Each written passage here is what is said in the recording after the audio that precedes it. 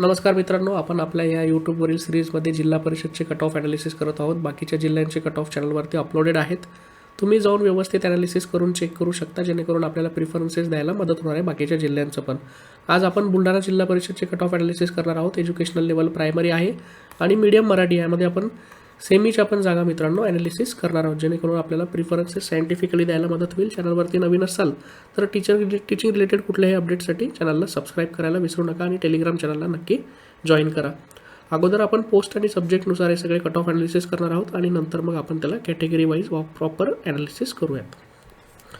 तर सगळ्यात पहिले मित्रांनो, अंडर ग्रॅज्युएट टीचरसाठी 1ली ते 5वीसाठी ऑल सब्जेक्टच्या सेमीच्या जागा आहेत मित्रांनो. 32 ॲडव्हर्टाईज पोस्ट होते आणि फक्त 5 कॅन्डिडेट एलिजिबल झालेत रिकमेंडेशनसाठी. त्यामुळे आपल्याला 124 वरती इथे कट ऑफ बघायला मिळत आहे.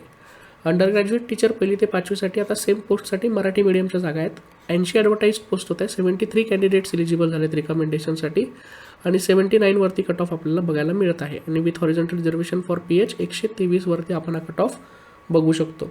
तर 1लीचे 5वीचे कट ऑफ इथे आपण मेन्शन केलेले आहेत. ग्रॅज्युएट टीचरसाठी आता आपण बघणार आहोत.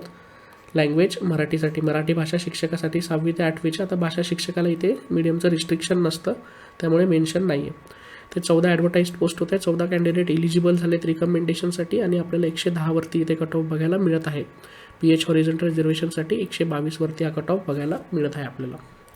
तर 6वी ते 8वीच्या मॅथ्स सायन्सच्या जागा आहेत मित्रांनो सेमीच्या. इथे आपल्याला इंग्लिश मीडियम बघायला मिळत आहे. या सेमी इंग्लिशच्या जागा आहेत. इथे 5 ॲडव्हर्टाईज पोस्ट होते. फक्त 1 कॅन्डिडेट एलिजिबल झालेत रिकमेंडेशनसाठी आणि 120 वरती आपण हा कट ऑफ बघू शकतो. ग्रॅज्युएट टीचर 6 to 8साठी मॅथ्स सायन्सच्या परत सेम पोस्ट आहे. ही जी पोस्ट आहे याचेच फक्त आपण मराठी मीडियमच्या जागा बघत आहोत.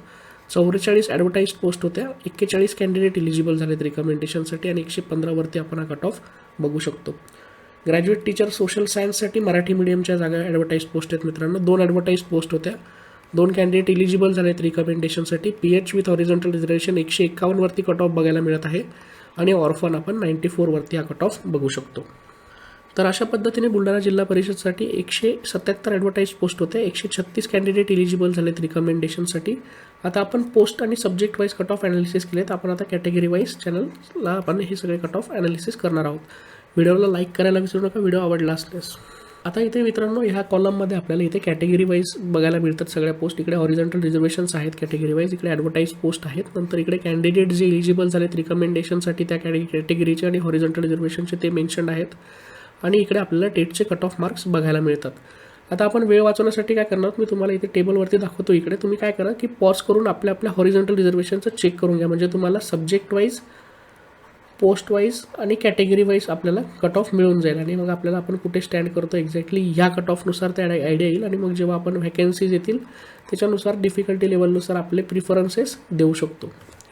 तर सिरियल नंबर 1 पासून मित्रांनो इथे सिरियल नंबर 13 पर्यंत जनरल कॅटेगरीचे हॉरिझॉन्टल रिझर्वेशनचे कट ऑफ मेन्शन आहेत. हे NA जे आहे हे विदाउट एनी हॉरिझॉन्टल रिझर्वेशन आहे.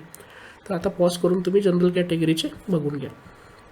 त्यानंतर सिरियल नंबर 14 पासून मित्रांनो तर 20 पर्यंत शेड्यूल कास्टचे सगळे हॉरिझॉन्टल रिझर्वेशन अवेलेबल आहेत. आता इथे काही हॉरिझॉन्टल रिझर्वेशन नसतील, त्याचं कारण असं असतं की रोस्टर, तर त्या व्हॅकन्सीज ऑलरेडी फिल झालेल्या असतात किंवा अतिरिक्त असतात. तिथे व्हॅकन्सीज नसतात त्या हॉरिझॉन्टल रिझर्वेशनच्या, म्हणून त्या ॲडव्हर्टाईज पोस्टमध्ये पण आपल्याला बघायला मिळत नाही.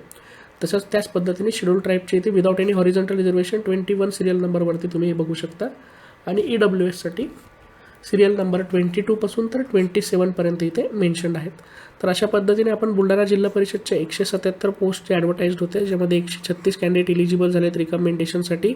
याचे आपण सब्जेक्टनुसार, पोस्टनुसार आणि कॅटेगरीनुसार ॲनालिसिस केलेलं आहे.